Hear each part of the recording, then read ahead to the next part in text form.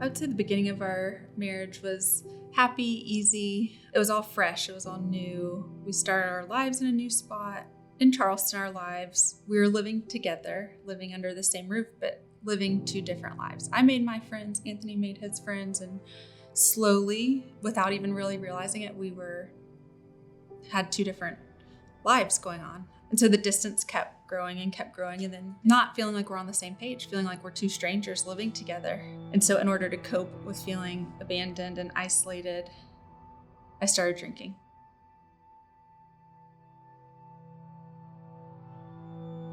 And it got out of hand quick.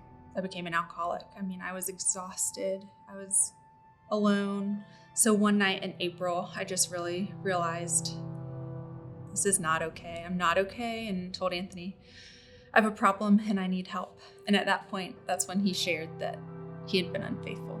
Growing up, I grew up in a very loving Christian home, had all the right answers, but I still felt alone. I felt isolated. I learned to cope with certain emotions in unhealthy ways through pornography, and those decisions eventually became unmanageable and took me to places I never thought I would be.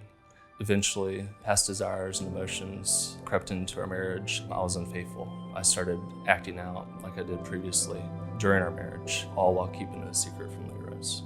She's the bravest person I know to admit that she was an alcoholic, and I knew that was just a moment from Jesus for me to step into the light and finally share with somebody the true identity of who I was. I was living with an enormous amount of shame, and it was crippling me.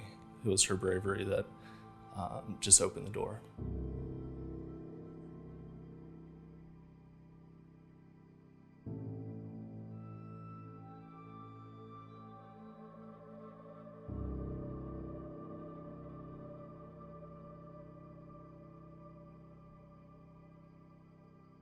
In October, I hit rock bottom. I got a DUI.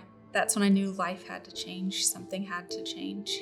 And that's really when the Lord started moving in Anthony's heart and my heart to restore our family.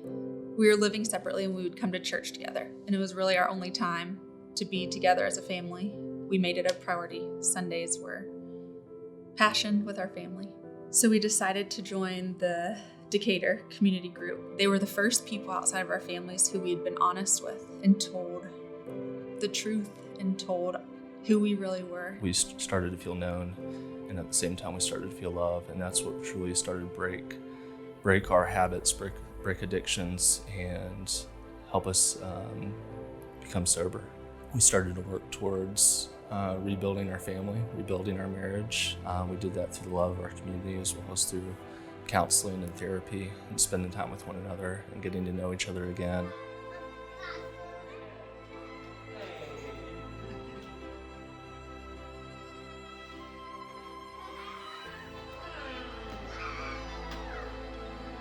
The next March of 2020, in the midst of the beginning of the pandemic, we started looking for houses together. And we just feel like it's a cool part of the story where the world was shutting down and isolating and keeping everybody separate.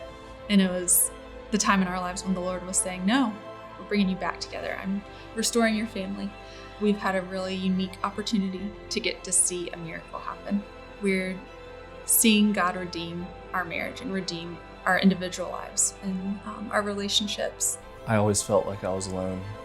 I always felt like no one understood who I was.